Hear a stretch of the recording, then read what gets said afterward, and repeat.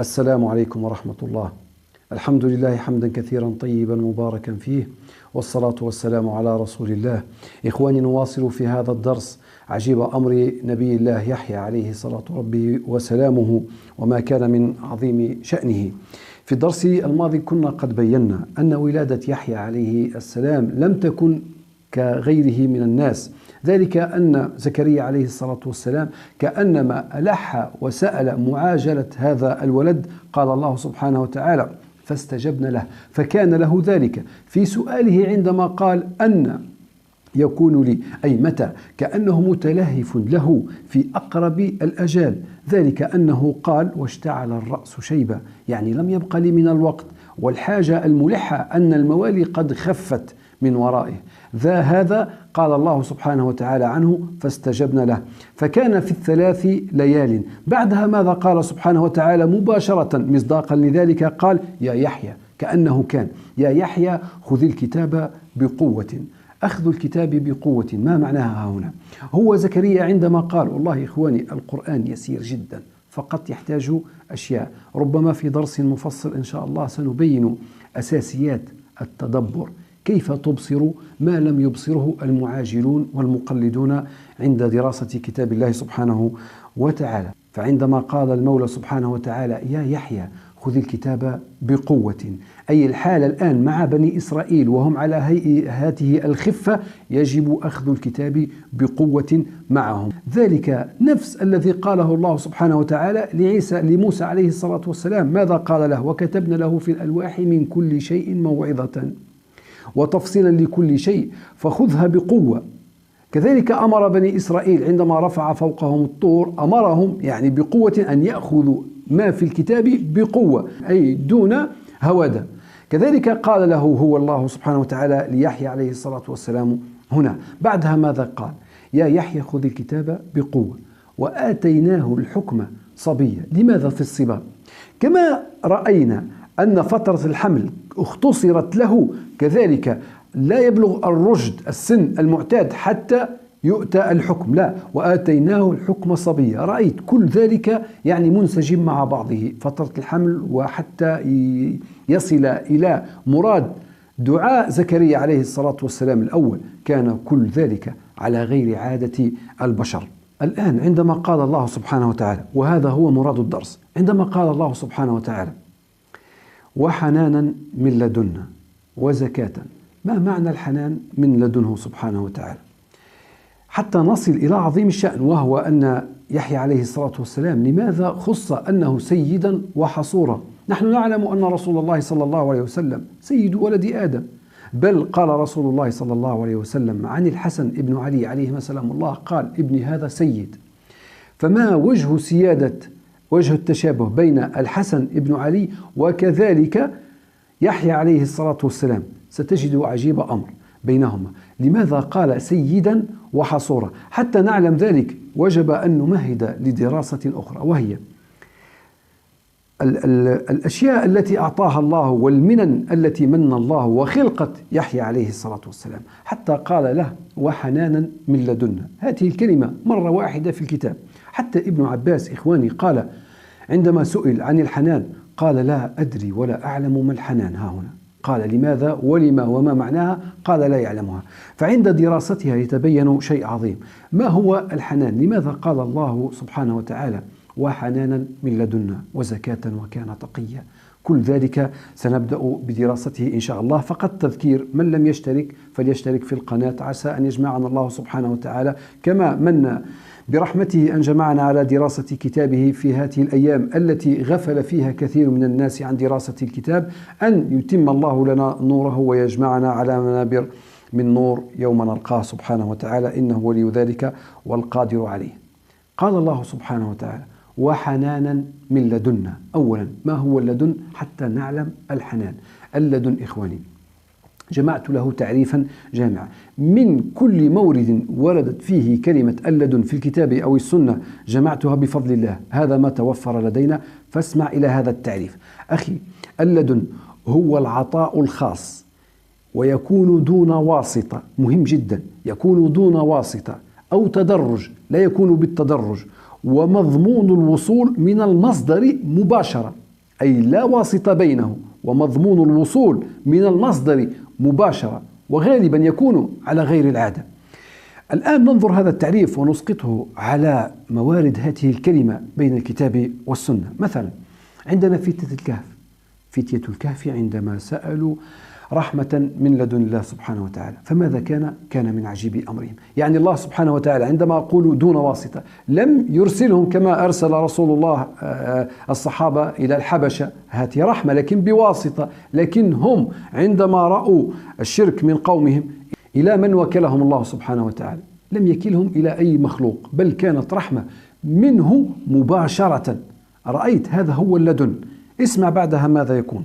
عندنا كذلك في قصة موسى عليه الصلاة والسلام والخضر، عندما قال له قد بلغت من لدني عذرا، أي العذر مني مباشرة دون واسطة ومضمون وحالا ودون تدرج أو تلكؤ. هذا هو بلغت من لدني عذرا، أي لا أرجع فيه ولا يضمن فيه غيري مضمون، ولا يتوسط أحد في منازعتك فيه، بل من لدني مباشرة تناله حينا ومضمونا. رأيت؟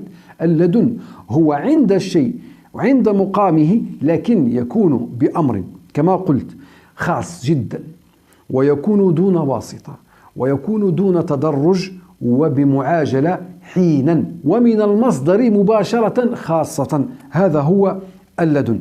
طيب الآن ما هو الحنان الذي قال عنه ابن عباس لا أدري ما الحنان؟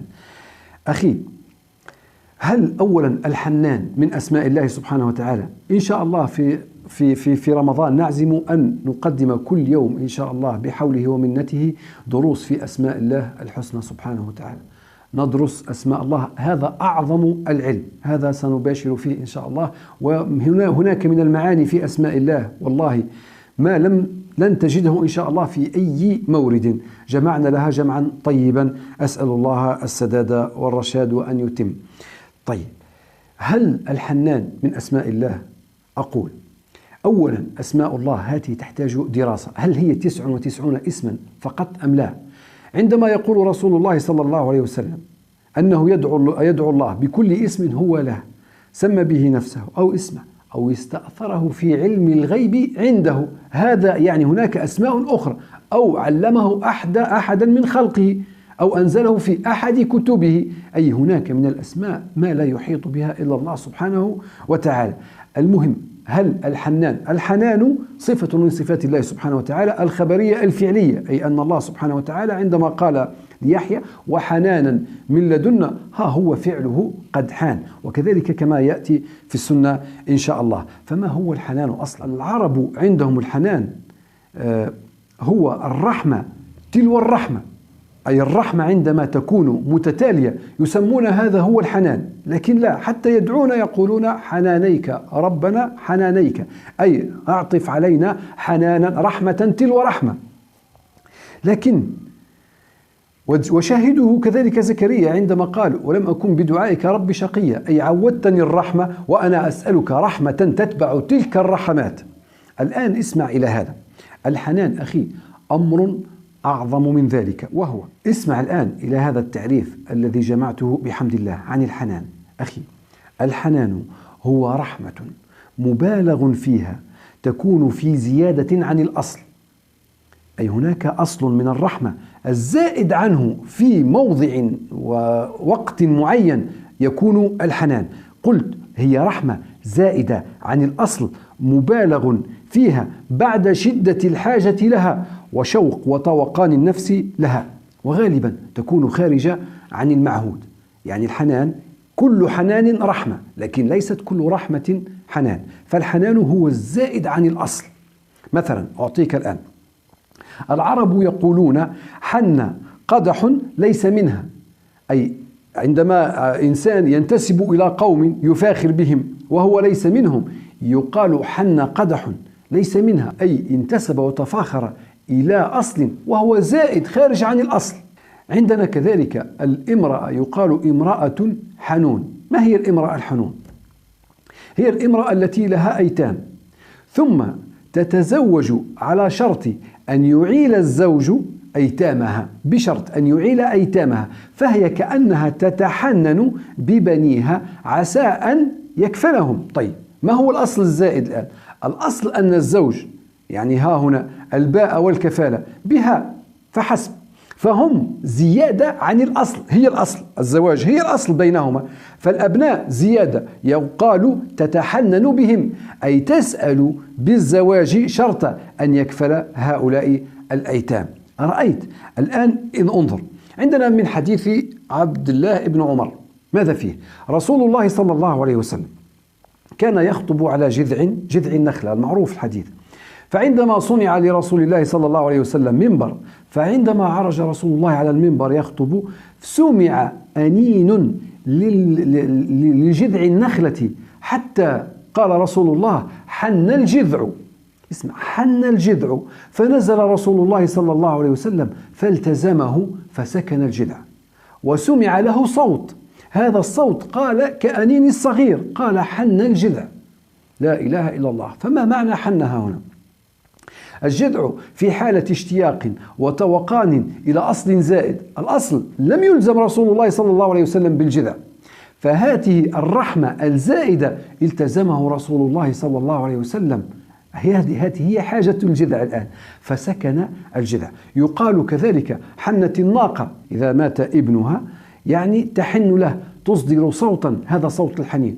ويشهد الله أنني حضرت يوما عند أحد الناس في البادية، يعني شاة مات ابنها، فلما عادت من المرعى عشيا لم تجده، فبقت تصيح وتصيح طوال المساء، فقال الرجل لأحد أبنائه اجلب لها جلدا تتحنن عليه، فذهب ماذا فعل؟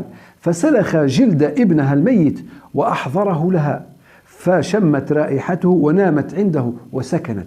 هذا هو التحنن. والله وأنا أقرأ الحنان تذكرت ذلك المشهد فعلمت عظيم رحمة الله سبحانه وتعالى.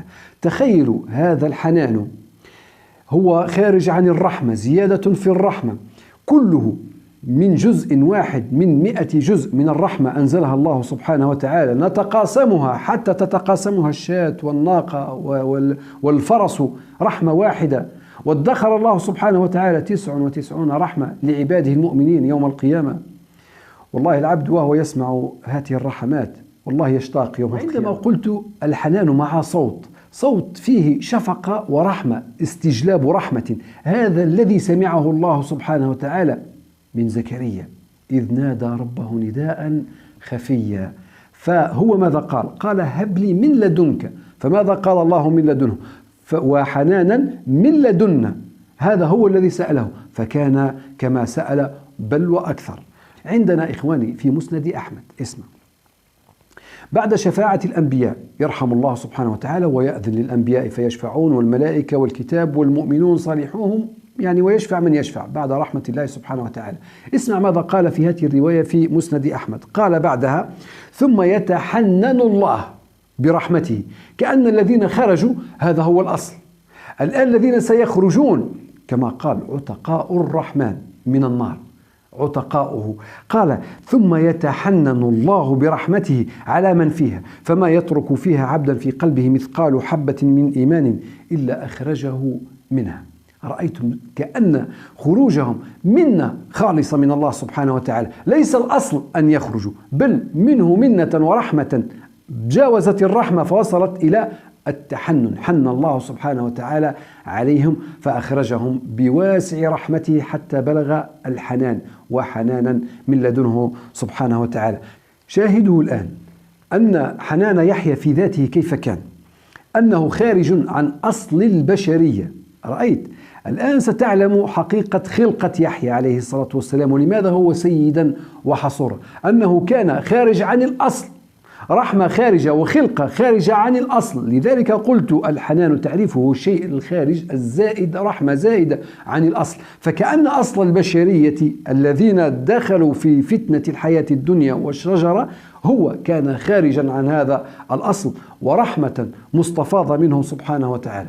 وهذا الذي نجد أثره فيما يأتي إن شاء الله في معنى سيدا وحصورا، كيف وصل لسيادة وصفه الله بها وأنه حصورا، ثم ما وجه الشبه بينه وبين الحسن ابن علي عليهما سلام الله، ثم رسول الله صلى الله عليه وسلم سيد ولد آدم. ما معنى سيدا وما معنى حصورا بعد أن علمنا ما معنى حنانا، وأن يحيى كان حنانا من لدنه سبحانه وتعالى، فنسأله سبحانه وتعالى أن يتحنن علينا من لدنه بواسع رحمته، أن يدخلنا الجنة مع إخواني بغير حساب ولا عقاب، إنه ولي ذلك والقادر عليه. سبحانك اللهم وبحمدك، أشهد أن لا إله إلا أنت، أستغفرك وأتوب إليك، والسلام عليكم ورحمة الله.